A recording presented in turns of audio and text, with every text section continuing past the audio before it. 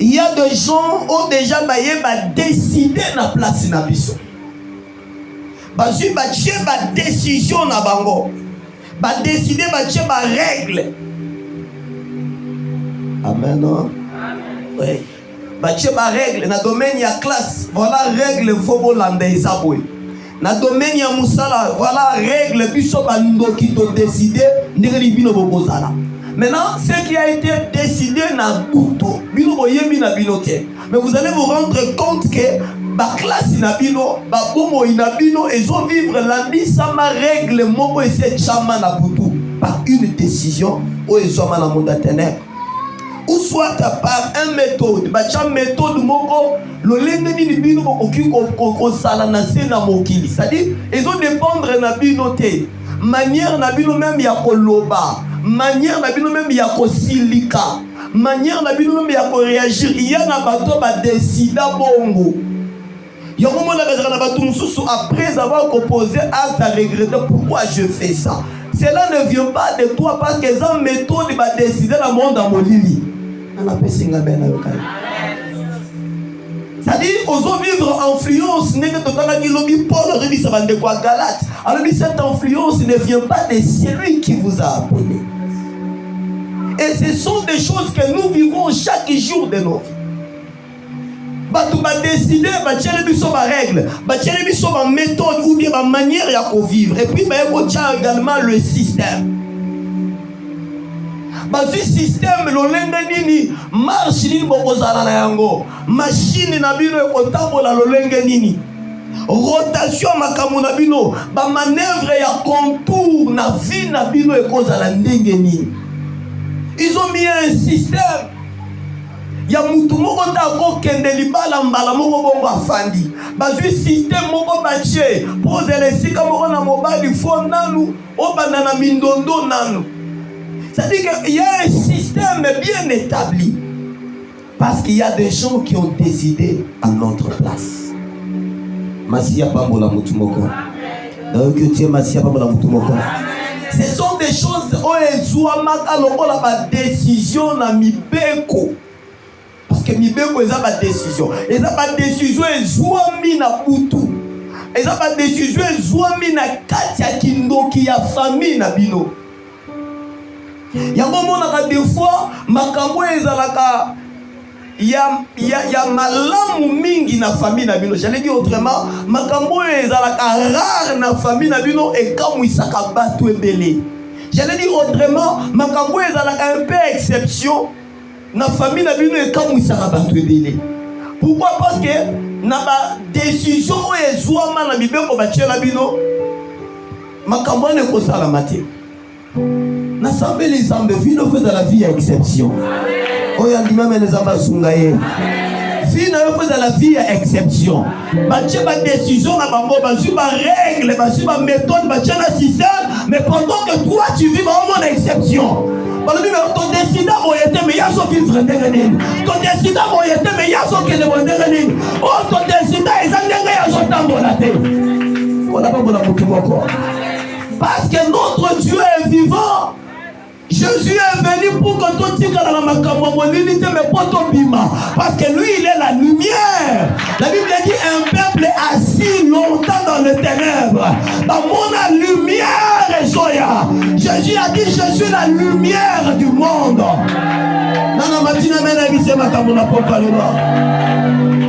Jésus a dit je suis la lumière du monde. Ton famille tellement mingi na molili ya kindo ki a famille. Ils ont décidé sur nous en mettant des lois. En mettant des lois pour nous diriger, pour nous contrôler. Afin que tout soit toujours soumis à leur volonté. Écoutez. Au moment où nous vivons à la décision, azalaka automatiquement nassé à pouvoir. Yabato bachi mibeko wana. Amen. Il ne peut rien faire. Parce qu'il est nassé, il y a autorité dans Bango. Mais quand Dieu vient dans la vie des noms, il bascule les choses. Dieu peut permettre que tu passes pendant un temps. Il y a au souffrir dans la décision dans Bango. C'est pour que tu te réveilles. Est-ce que pour que tu te réveilles, pour aller à l'affrontement, il y a des décisions dans Bangouana. Mais à Babylone, c'était aussi comme ça. On a décidé qu'au Bandalelo, c'était des décisions qui étaient tombées. Et c'est lui qui n'obéit pas. Mais il y a eu 3 personnes qui se sont élevées par télé pour affronter la décision qui était prise par le roi. Le roi qui était à la fois aussi tué. Parce que dans le temps, il croyait dans beaucoup de divinités et chaque roi était représenté comme un dieu. Mais ces 3 personnes, ils ont eu à défier les décisions où le roi a Swaka. Pourquoi? Parce qu'il ne voulait pas demeurer. Je voudrais informer à quelqu'un. Tant que Shadrach, Meshach, Abednego va bimi na moto. Amen, non? Les autres personnes vont continuer à faire mais les keko. Mais va remettre ça va comme qui exempté. Non, la personne la mère c'est ma camp. Dieu, le roi avait reconnu que le seul Dieu c'est le Dieu de Shadrach, Meshach, Abednego. Mais le reste du peuple, on continue au fou comme un négociant qui est qu'on a. Mais sauf pas dans le misato. Pourquoi? Parce que c'est Balinga qui va l'ongouana, c'est une décision au roi quoi c'est là qui va l'ongouana. Ceux qui n'ont pas affronté des décisions, on va le colon d'ailleurs. Oh, il y a personne qui amène les amas sur la vie. Oh, il y a Martine amène les amas sur la vie. Mais si tu as peur, tu vas continuer à t'agenouiller. Et puis c'est dans la voisin qui est de quoi affronter encore. Kozonga te qui est de quoi affronter encore. Atabachi moto kobanga te kogota wana mais kende no quoi affronter encore. Atabachi mundu ki kobanga te kende na. Ce qui bangono c'est pas kofuka mais ngala ça avec exception. Pour ataba ko bafuka mingala otambola ba funda ngali susu. Babiye balongole na mobeko. Na sambeli sambe balongole na mobeko na bango wana. Yo folo na mobeko na bango wana. Oya zoni mamene zama sunge na tongo la poko alelo. Parce que besoin du courage à funda bango parce que non va fronta quitter. Mais après ko bimana moto ba kota sous la moto te parce que la pe ko fuka meleke ko wana te. Pourquoi? Parce qu'ils ont gagné la loi au Bachaki pour la Batunios et ils ont fait l'exception. Les lois de la sorcellerie est renforcée par 2 autorités. Bon, bah, régulera, bah, loi wana na famille na biso ya Kindoki. Il y a 2 autorités spirituelles. Parce que là où il y a une loi, nécessairement, et dans la bateau, bah, il y a pour réguler la loi wana, pour veiller sur yango, pour que tout le monde bah, y a pas respecter yango, mais bah, y a saler la yango. Et dans la sorcellerie, il y a au moins 2 personnes, ou bien il y a 2 autorités dans le lobby spirituel, où il y a pouvoir, il y a veiller sur des décisions, où il y a manabutu, du côté de la famille Obimba. Amen. Ce sont les démons géants de la famille. Les démons géants de la famille. Je vais sauter, je vais répondre et revenir après. Deuxièmement, on appelle ça, on les appelle les démons géants de la famille ou les démons de contrôle et de suivi de la famille. Je vais expliquer. Deuxième point, autorité, sur la loi sorcellerie de la famille, c'est le maître sorcier. Le maître sorcier. Écoutez, chaque famille a toujours des maîtres sorciers. Amen. Beaucoup dans la sorcier 10, 15, 20, mais bon, on se à niveau il y a toujours des maîtres.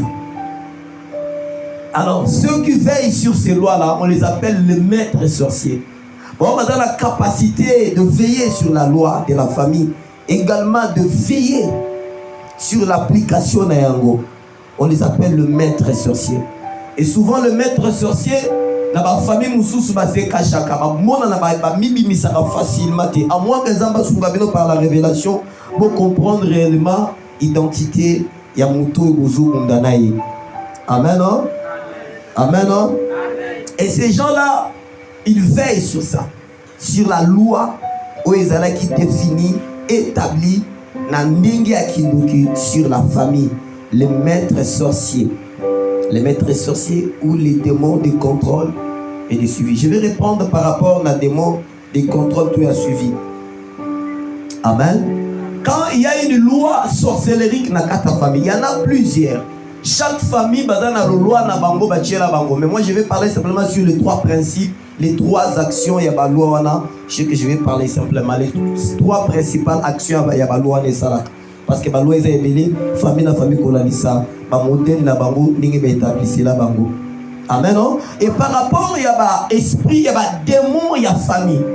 Na bande koloba awa na kata famille, l'esprit de la sorcellerie et opéra na kaka na ba esprit ya ba na ba ndokyo baza vivante.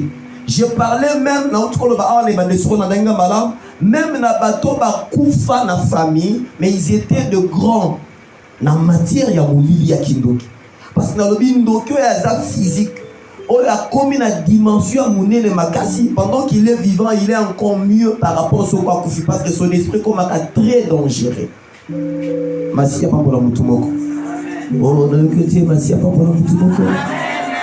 Son esprit comme très dangereux. Et c'est son esprit-là, les autres qui sont restés, ils peuvent commencer à l'utiliser pour nuire à la famille Kobo Sanate. Moussala, Oyo esprit, Yakindoki, et ça la famille. Alors, je parlais des démons maintenant à la famille. Et quoi là? Les esprits de revenants de la famille. Milimo bato bazonga kana famille. Bato bakufa donc milimo bato bakufa ba grand sorcier. O bakufa na famille. Des fois il nous revient. Ndeba musu ba lota ka bango pe na bandoto, ba musu ba mona ka bango pe na banzela, peu importe. Les autres le sentent. C'est comme si quelqu'un a veillé sur Yeto, mais c'est-à-dire que ce sont des genres des esprits-là. Pendant que séjour il viendra toujours contrôler et veiller sur la famille. S'il faut à faire du mal, il va continuer à le faire parce que son esprit continuera à vivre. Je ne te dis pas ça pour la kobangi sayo. Amen. Mais dans notre histoire, le lengue quand il la sorcellerie opéra dans ta famille, pour y avoir la prière, tu dois prier pour la contact ou na yonaye. Amen. Et surtout ceux qui savent que Adala qui clair était sur un koufi, il faut télémélayer la prière, il y a qui a veillé sur yote. Il y a des qu'on verra sur une date parce que Jésus veille sur moi. On appelle ça amen. On appelle ça au sujet des prières. Quand tu fais le rêve, il y a moutoumoko ya famille na bino molili ya kufakala. Ozolo taye malamoko balebe. Il faut télémélayer bi c'est alve ya sur yote. Est-ce qu'on a dit madame?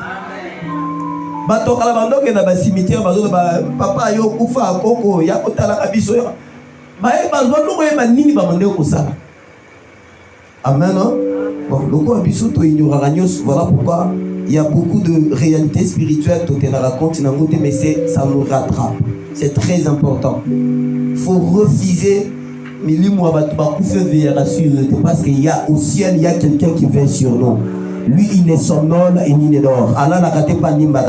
C'est lui-là le véritable maître qui peut veiller sur toi.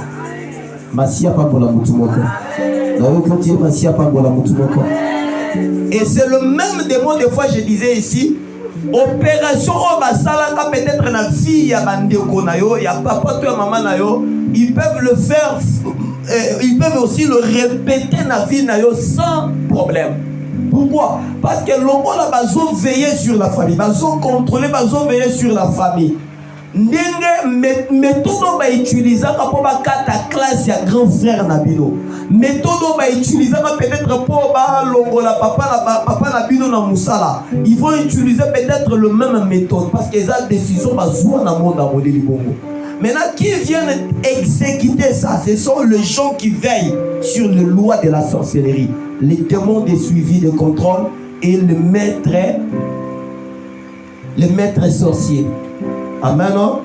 Et souvent le maître sorcier dans la bateau ba mona rabango elle ba musu ba bloka bongo so na lotine de kona biso mabe boy na tongo journée na ngebe baba place on ke boy simba kate il ne sait pas pourquoi il ça la marabongo parce qu'il est en face de lui un maître sorcier de la famille ayebaka olingo pambola maya yebi ko lingo pambola.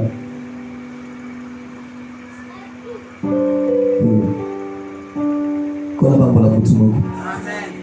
Tazaki na ndeko mwasi moko na église. Ndeko ne mobile a voyager à Angola, babombi, babeti lisolo na famille. Maintenant leur maître sorcier à famille a coûté na balabala. Abila yeme uzubombe la biso pona ni ndeko na bina voyager so bisa biso te. Ote a voyager Tanzania ya oh. Abita lo boko na ngai. Omoni ni, ona moni ka lo boka bi. Mi wa eza. Tala ndeko no. Na mon na kabino nyoso. Bombe la ngelo ko tenga batikela ngelo ko ya famille. Abiso benge na minito akoye biso kaza na mesa zolia ponga na mona zolia bombe la rapwa akati frontière à Angola bosenga permission te so na zone na compliqué na frontière ba batia na cachot la prison. Le maître sorcier a Dieu doute tant ba kabona bengi de coller na téléphone na bi tout justement na za na table na zolia abie salanga nzoto malili ngabi kasi maître sorcier na bino yewa. Amen. Alléluia. Oh ya yo aye bagata ba kopesa mbongo lobi maître sorcier ça monaki déjà. Ndako tindelo lo mo boye compliqué boko zo mkola lobi. Na sambeli zambe maître sorcier misu na ye kufa. Amen le za mukie makasi. Pesa nga amen alikonga ekomona ye misu. Pona yo amona kayote. Nalobi pona yo amona kayote. Yo ato buki bebe kwa kindo ki maître sorcier amona kayote. Nana zo pesa nga amen na malamu. Yo ato buki bebe na bango, ato buki ba décision na bango maître sorcier amona kayote. Nalobi maître sorcier a famille na bino amona kayote. Ata za côté à papa côté à maman maître sorcier misu na ye kufa pona yo. Amen nous sommes là comprendre à côté. Amen nous sommes qui s'intégrer à côté na yo na pourquoi le lo. Même on m'a dit ba démarche na yo misu maître sorcier kufa. Si na no on visa bazo ko informer maître sorcier. Il y a bon voyager à son climaté. Pour la nuit, parce que Zamba bon milieu miso. À mon abatou sous kasiyo, à mon asous yote. À mon ayote. Masia pas pour la moutumo. Et les hommes esprit à ma revenant. Mili moi bateau ma koufa na kindo qui a famille. Bakufa na bonganga na bakisi yana ba cimetière mususu ezalaka ba porte minene ya monde invisible ya komona kata bato mutakenda kwa nganga tindi ake lokosala incantation na cimetière aotili na batombo bato nyonso te bazana batombo na bango ba numéro batombo na bango magique o batindaka bato ko biso kene na cimetière luka tombo numéro songolo tombo la bakunda grand maître moko wana et comme porte mobimba. Amen. Non ça yoka du solabo.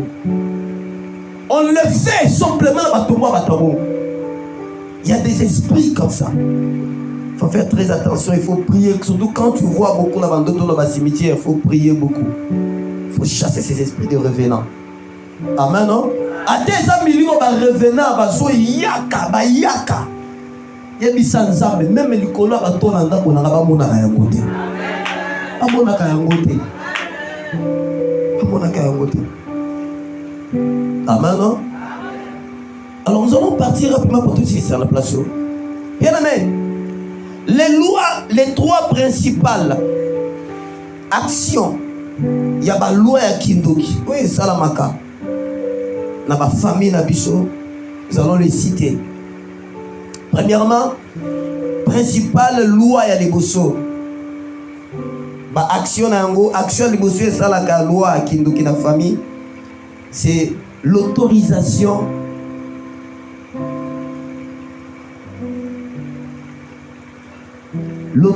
j'allais dire limitée ou bien conditionnée, ça c'est bien.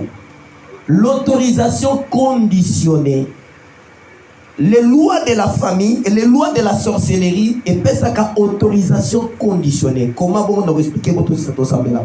Premièrement, l'autorisation conditionnée. Deuxièmement, l'interdiction. Troisièmement, la punition ou bien la condamnation. Voilà les trois principales actions oyo loi ya kindo qui est ça la kanaba famille na biso. Je vais expliquer. Par exemple, prenons l'exemple très simple, nous allons le lire également dans la Bible. Dans une famille où il y a la loi de la sorcellerie, par exemple, la loi de la sorcellerie peut autoriser un mariage. Mais un mariage conditionné. Amen. Qui dit amen à cela? Il peut vous autoriser de se marier, mais un mariage conditionné. Malheureusement, il y a d'autres familles. Dans le domaine interdisant des banques. La loi de la sorcellerie, parmi ma principale action, il peut vous autoriser, mais avec des conditions. Avec des conditions. Je vais aller rapidement. Pendant que m'a autorisé avec une condition. Voilà ma condition. Bako autorisé, mais il y a des conditions. 2. Bako qui également tant m'a autorisé avec ma condition probable. Mais il peut commencer, il peut vous interdire maintenant à ne pas avoir des enfants. Bah, autorisé avec beaucoup de conditions, mais bah, interdire yo au gogo tatou. Amen. Ceux qui n'ont pas prié, na oproche mutuma kasi zambe tata zambe mwana zambe bundelanga pouf oboti. To interdisa qui yo. Mais le gros oboti, ce qui viendra troisièmement c'est quoi? Une punition. Ils vont maintenant te punir. C'est ce qui se passe dans nos vies. Bien aimé, l'inga délivrance. Kolembara délivrance c'était. Et puis c'est là mon voisin Kolembara délivrance c'était. Pardon. Par contre, sans autorisation, mais va conditionner en gros. Ce qui va conditionner ici, va également quoi interdire yo. Donc, tu conditionné au combo taté dans l'ibala. Ou soit, l'ibala on a autorisé, mais au ressort la 50 ans. 4 ans l'ibala fait ici là.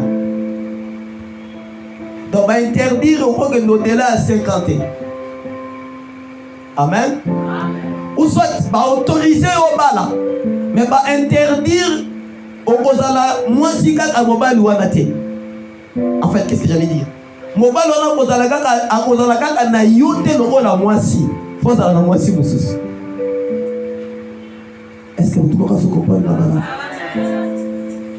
Ceux qui perdent la prière na yo tche mutu makasi zambe soumis ba moni 5 ans et conquis. Il va les gens faire des photos punir. Bako punir mobile na maladie. Bako punir soit yo moko ne loko moko yo comme lui. Pourquoi? Parce que leur décision au bazwa ba interdisa bino. Soit ba pesa bino autorisation moko conditionnée. Ben interdire, mais on a yo déborder, on va interdire, il faut punition et yanasima. Amen. Non? J'aurais peut-être du mal de lire tout en roaming parce qu'on doit prier. Nous allons prendre le solo simplement. Il y a Abraham. Abraham est né la papa moko azaki mutabakisi azaki ndoki. Amen. Papa Abraham azaki mutu misala molili ya makasi. Na lingi to sala mo parallélisme au comprendre malin.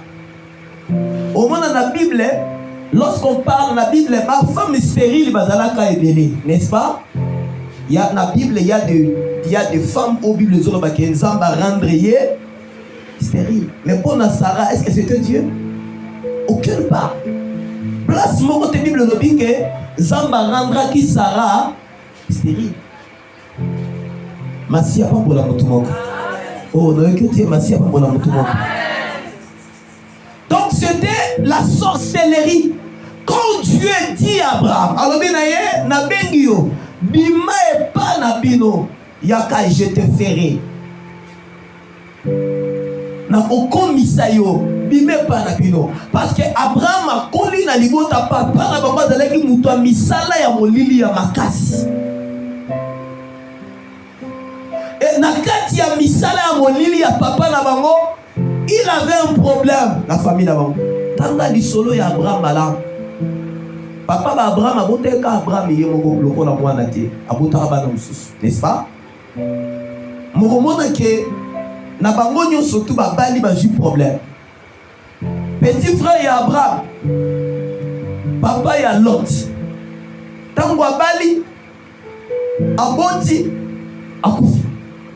Est-ce qu'on comprend madame? Bah interdisant bango kobala. Ça c'est les œuvres de la sorcellerie. La loi, la décision de la sorcellerie. Papa Abraham na misala ne akindo qui a décidé bongo. Bana nanga mibali bakobala te. Ou soki bakozo autorisation kobala me fait dans la condition babota te. Tu omona papa ya Abraham parce que ndeko ya Abraham abalaka leki na mwasité. Tu omoni Abraham a zoné de kobala ndeko ne ya mwasi c'était des conditions. Est-ce que vous comprenez la bala? Stérilité à Sarah ezalaki nzambe te misala kindoki. Réalité na zolo belo na Bible. Nde mutu nzamba zo benga yaka. Mutu azo bungisa na misala kindoki. Na lingi na chamo parenthèse pour comprendre tant que misala kindoki combattre la biso ba loi ya kindoki parce qu'il y en a plusieurs ma vie ça ne pas ya famille na famille. Ya famille ya Abraham et simbaka bango tina ba kombo na bango. Zamba sala musala munene pour a délivrer Abraham. Akenda ti a changer Abraham kombo a changer Sarah kombo. Est-ce que vous comprenez ça? C'est-à-dire ba décider likolo na bango même sur leur nom. La sorcellerie. Oyo nde mutu nzamba zo benga sikoyo. Tika bisa mutu moko. Tant que songa lisaka bitumba na bino akindokeza makasi meleke ba famille ba Abraham ta. Est-ce que vous comprenez ngame na cela? Tant que songa lisaka kindoki na bino famille eza makasi eleke famille ba Abraham ta. Dieu appela Abraham. Abraham est l'homme de la foi mais dans la place à Zobiba, dans la famille à Zobimel. Dans une condition va décider dans la famille na bango na butu na kindoki ba chelu la famille na bango. Nenga bosa bongo na famille oyo bana mibali bakobala te. Bana mbele bakobala te. Abraham ndeko ya Abraham parce que ndeko Abraham nde bandi kobala liboso. Abandi bundi azu mwasi babi famille otopekisa kobala. Yo bundi to bali bon ikambo ezate mais kobota te. Moutou makas ayo kobota. Comme conséquence c'est quoi? A koti mabel. Avant kata motema. Donc ne pas tous au Abraham papa la bango mutaso boko na ye, n'est-ce pas? Ndeko na zo kata motema. Atiki mwana na ye. Ako confier moi ne pas nani. Papa na ye, n'est-ce pas? Papa yenga na zo kende mwana na ngai yo boko na ngai. Mais ndeko ya Abraham zo na ndeko na ye Abraham. Lui pardon. Ngana zo kufa. Mais zo mwana na ngai. Boko na ngai. Tako mutakata ka motema zo kende kufa mwana na nzela na ye. Amona ka makambo ezoleka. Parce que barrière ya mission ko yaka. O ma komona makambo so clair. Amona ki malamu. Liwa les places zo mutu. Ya wazi mwana na ye a confié par Abraham. C'était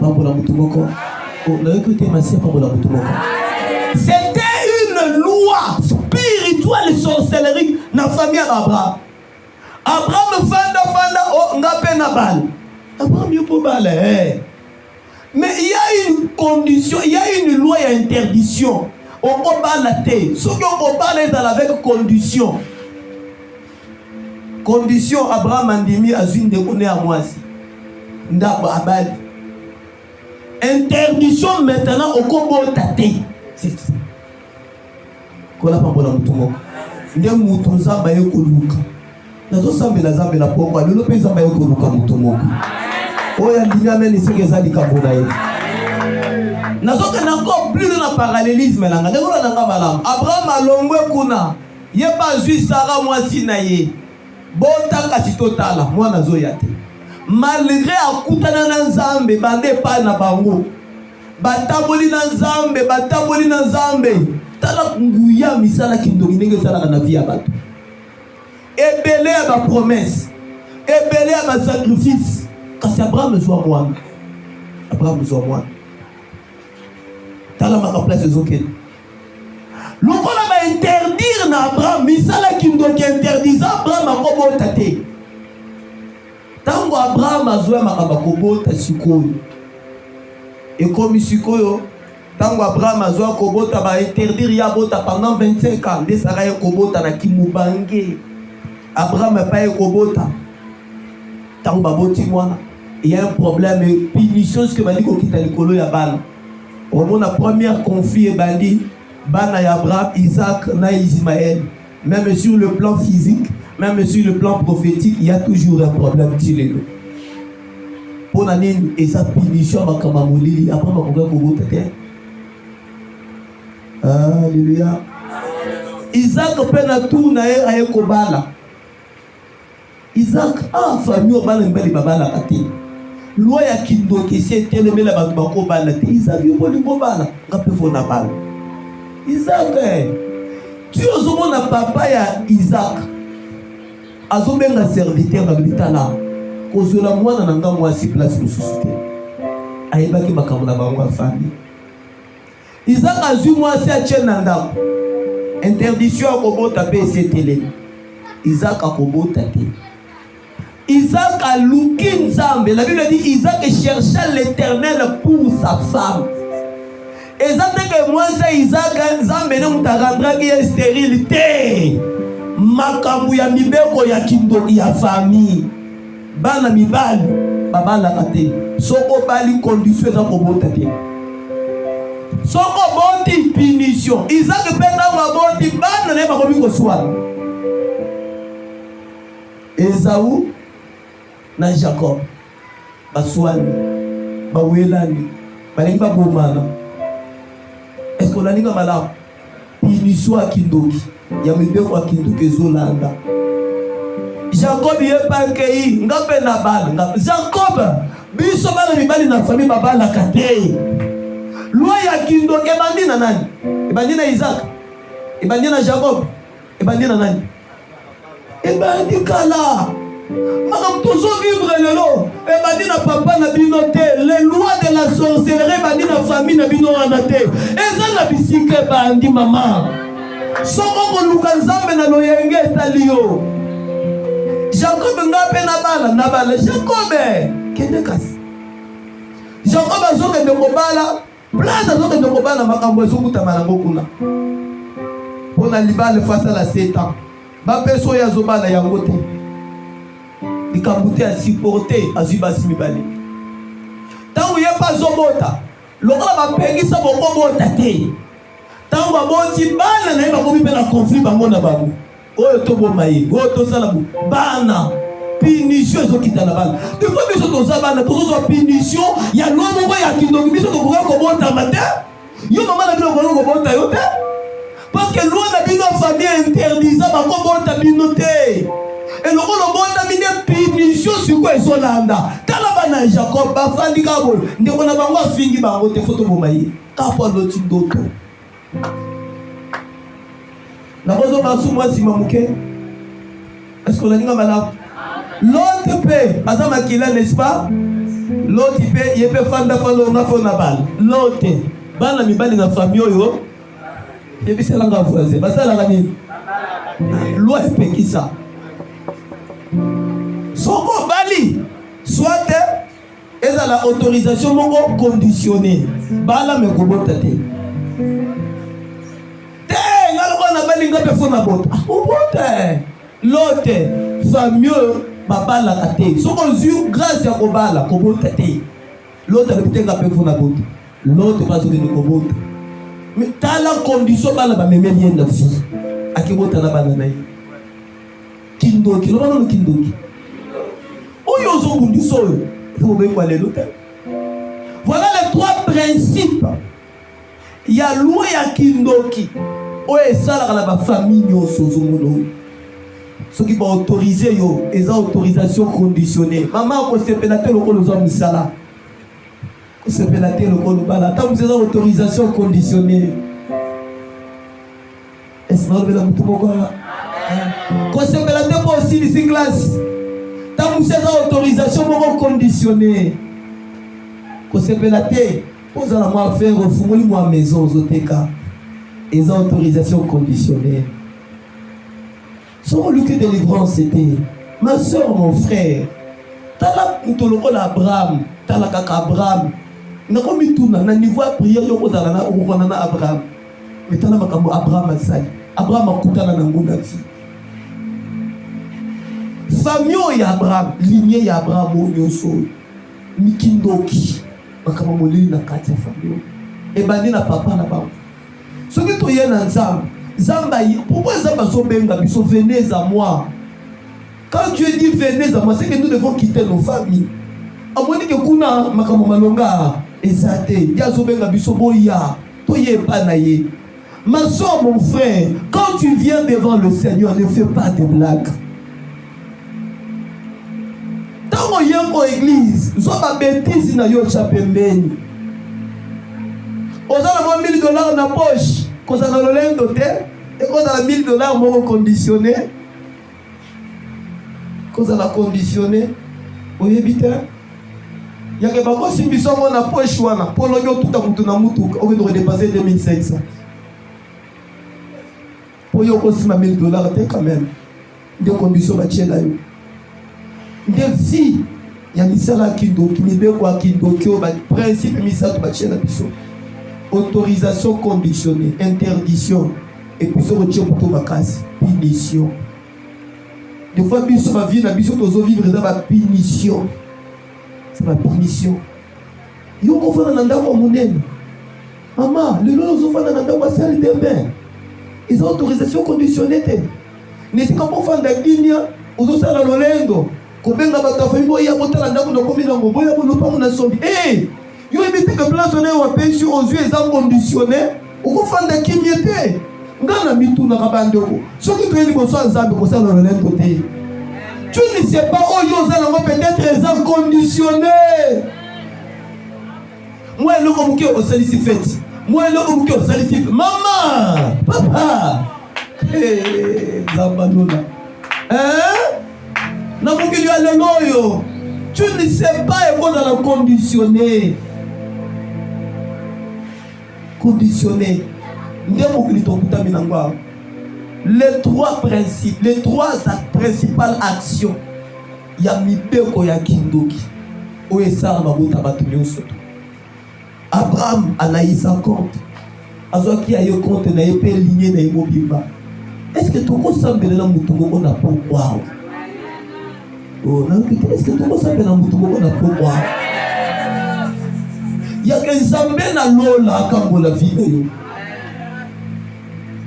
On les a battus et ça là. Mais si tu continues à la loi, famille en famille, bazaro ya bango. Bazaro ya bango. Kolingate mutoku mbiso mukumba na yena mapeka. Yoza deja na oya yo bunda na oya yo longa oya yo mama.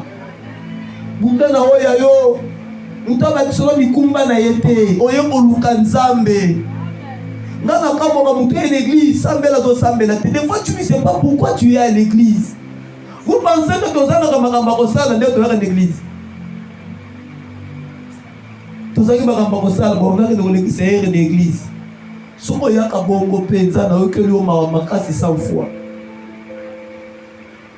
amen. Na pas peut-être que ça va l'église chaque jour. Lundi, mardi, mercredi, jeudi, vendredi, samedi, dimanche, lundi. Bon, finga bango pamba, botika baluka nzambe. Botika baluka nzambe. On dirait l'église de la délivrance, to côté délivrance to bimi 40, maman 90, 120, 50. Bando Abraham a fait un service complet. Il y a Abraham dans le belate. Soki mutango miyeba penza makamtozo le bao. Yo ko sala blague na prière ta. Yo ko sala ba prière 16h 14h soko ma dans l'église. Oh yabino ba musungu tu ba autoriser ba ngona condition mais yabino ataku tu autoriser ba personne zela te. Yabino zalaka soko bandi na punition bala moko. Soko bandi na punition bala moko. Merci papa la moto moko. Mwana mwasi moko ote ko bala. Ba interdisant na famille na bango bana basi bango bala te. Même mukolo mobala zo linga pesa mbongo. Parce que zo sepe na bala ko pesa mbongo. Mama moko mukolo ya famille na bango akala. Abengi manobali. Alobi solo na papona mukolo ko ebiso bakabeza na famille ko pesa mbongo libala te. Sala kaka geste. Akiaso na papa na mukolo bimo ezala ka bongo mais tozala mboka mundele. Soko sali bongo te ko créer problème. Na loyenga ba jeune aki pasal. Si maman tango lokola ezalaki interdiction libala ko ba ko pesa d'autres te mbongo nyoso libala ba ko sala ngote ya sali abuki mido ba ko te libala 1 mois après ya libala non libala ezalo na ebandeli na esengo punition liboso mobali balongoli musala punition mibale mobali abandi malade pe malade moko ya bambongo ebele nako sambela après 6 mois 7 mois ndenge na bitamola tambola kaka ndenge prophète moko azobenga mobali obi papa souffrance nyonso ezaka po balingo na mwasi babalaka na famille te il a fallu s'inteye bofana na ndako boboko na bana ezala mama limbisa bando tukane biso makambo. Des fois na famille na bino batia mobeko bongo ya kindoki principal batia bongo yo ba kopé solo bongo te bo fanda kaka bongo so bo fandi bongo fanda na kimia bongo bunda bongo swang bongo kabona to mais soki babali yo et tout besoin la mobile et tout besoin qui dans la vie là yo. Pourquoi? Parce qu'il y a des décisions et ces ouama na monde abodi. Merci à Dieu soit pas pour la moto. Oh, non, que tu es, merci à Dieu soit pas pour la moto. Nous avons dit que nous avons pour la banque isayote. Mais nous avons dit que nous avons loko. Ceux qui m'ont bien ouezali, bâtir décision bongo pour autoriser biso avec ma condition. Amen, non? Va autoriser biso avec ma condition. Na lola, on a un homme. Na vie na lola, toza na mutu quand même. Ceux qui va autoriser on a ma condition. Na lola, toza na mutu quand même. Oyo appelle ça biso libre accès. Dans la vie, appelle ça biso libre accès.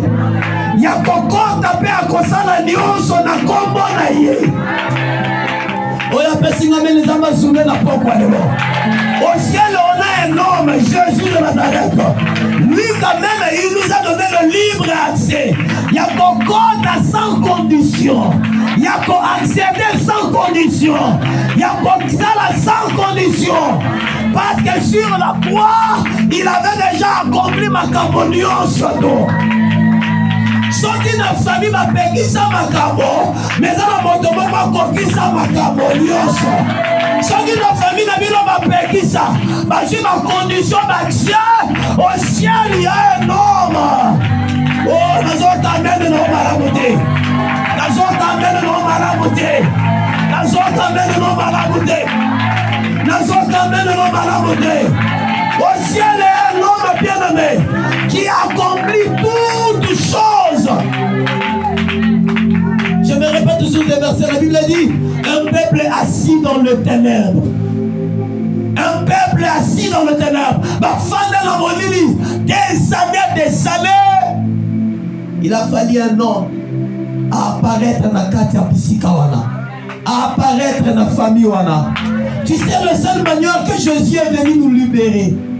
Jésus, par rapport à Abraham, Jésus a appelé Abraham, sors de ta famille. Abraham est sorti de sa famille. Il est sorti physiquement, mais il est encore spirituellement. Pourquoi? Parce Parce que la délivrance, il y a Abraham à cause de mon complet tant que Jésus dans la matinée de soutien. Est-ce que vous comprenez comme moi? Toi, tu es plus qu'Abraham. Oh, la personne qui les écoutez ce que Jésus dit. Jésus a mis sa votre père Abraham. On va se couper ça. Avant de causer la boucolonanga et prendre sa délivrance. Même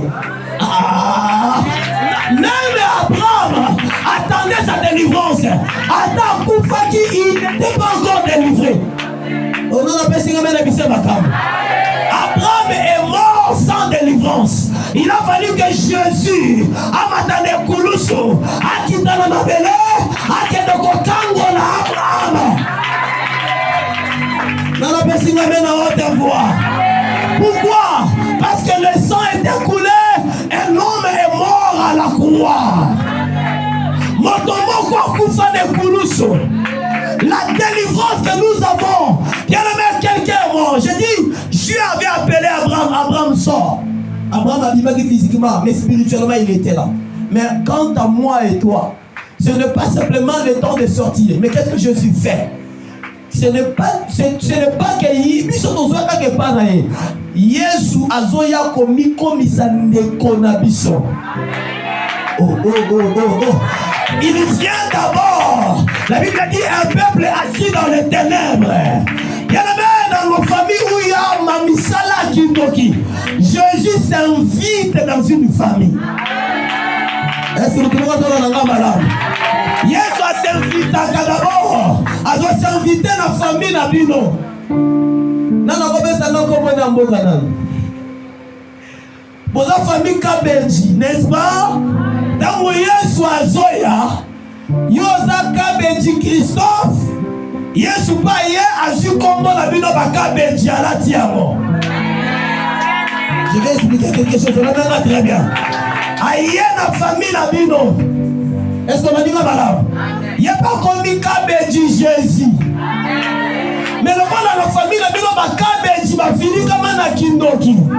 Mon ligne a fini comme bango. Mais quand Jésus est là, la Bible dit, il s'est fait péché pour nous. Lui, il n'a pas péché. Il a porté nos péchés. À côté de la famille de Bino Kabenji, mais Misala Moline a fini Kayete.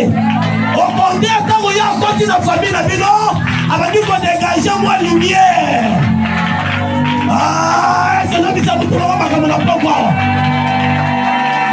On va dire qu'on perd sa lumière. Puisque Moline est là qui m'a casse, on comme quand même comme on a. Oui, c'est normalité. Quand on couvre la famille, c'est normalité. Parce que Jésus est là. Alors, on peut savoir la lumière. On va comprendre que mon monde que la lumière est côté. Alors, il dit non. C'est à vous de faire le choix. On a besoin de tirer dans la famille, on a besoin de la dangaï. On a besoin de tirer dans la maille, qu'on péché, Missi, on a dangaï. On a besoin de tirer dans la haut, on a dangaï. Le moment où à chaque fois Jésus était quelque part, après d'avoir prêché, il disait toujours aux gens, suis-moi. Encore tenant nos pères si lumière. Attendez si nous avons lumière. Au moment de lumière, les gens qui tombent par rapport à ténèbres. Ce qu'on voit la danaï. Quand nous avons la Jésus, nous avons la famille de Jésus et le monde. Nous avons besoin de s'habiller sur la famille à Zaka. Parce que pour ça, on a dit c'est là. Mais quelqu'un est venu nous montrer le chemin. Oh, je l'ai dit. Il n'est pas simplement venu nous montrer le chemin. Mais il est lui-même le chemin.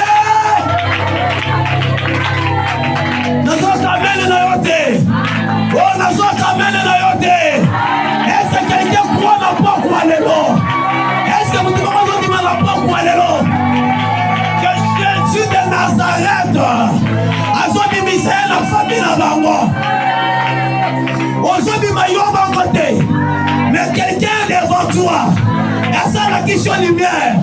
Oui, pourquoi il y a le nom à pas le long? Parce que moi lumière c'est bien tati. Et ça ce n'est pas normal. Cette lumière, c'est Jésus qui te donne.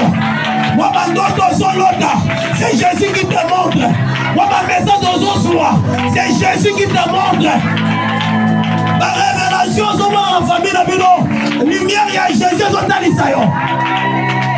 Na raison le côté la malingo ko comme na suka. Et comme il va jusqu'à côté décider. Il y a même ça Jésus. Non, on tire la sur la famille ôté. Le roi va comprendre et je dois sortir avec toi. Ko la ba mo la mutu moko. Amen. Oh na côté masia ba mo la mutu moko. Amen. Bartimée était assis dans Zéla. Mais il était dans cette ténèbres.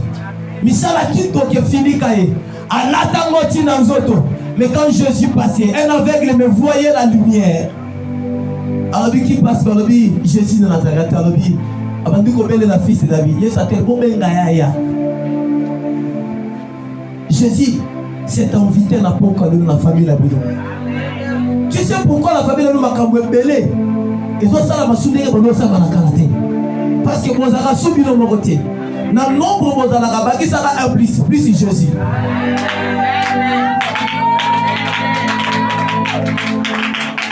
Famille va lingi ba moto la lopang. Ça va la muta lobela ba moto ba moto la bango. Mais so za la muta lobela bango ba moto la bango te. Famille va zonyo na so ba la muta ba lobela te ba nyongo na bango. Mais si quelqu'un vient dans votre famille, on nyongo na subi noté. Alors cet homme là c'est Jésus-Christ. Jésus s'invite à la porte de la famille à Moutoumoko. Quand bien même il y a le principe à la loi à la famille, mais quand Jésus est là, il est là pour vous faire sortir. Est-ce que quelqu'un peut prier avec moi la parole? Et lève-toi de la place au côté. Il est venu et pas y a oh yaye pour m'abîmer la ténèbre. Tu dois me lever dans une grosse ça. Shadrach, Meshach, Abednego, par le roi, donc on fout comme maté. À d'autres punitions, nous sommes prêts à aller dans le feu. Nous sommes prêts à affronter des décisions qui nous besoin. Donc on s'agit mieux les besoins d'un côté. Parce que toi, notre Dieu est puissant. Est-ce que quelqu'un croit que son Jésus est puissant? Plus que la sorcellerie de sa famille. Elle lève ton dommage. Pendant que belle la ya Yesu. Yebise ozalaka kaka nzambe na ngate mozalaka pe ya na ngai. Okoma grand frère na biso ya liboso ya famille. Okoma ndeko na biso ya liboso ya famille. Yondo okoma na esika ya liboso ya famille na biso. Kono na zobele na yo na libota na biso toni na makambo molili. Yaka okango na biso. Yaka la kisa biso nzela. Yaka bimisa biso na molili ya famille. Elève ton nom à ton samedi na kombo de Salomon.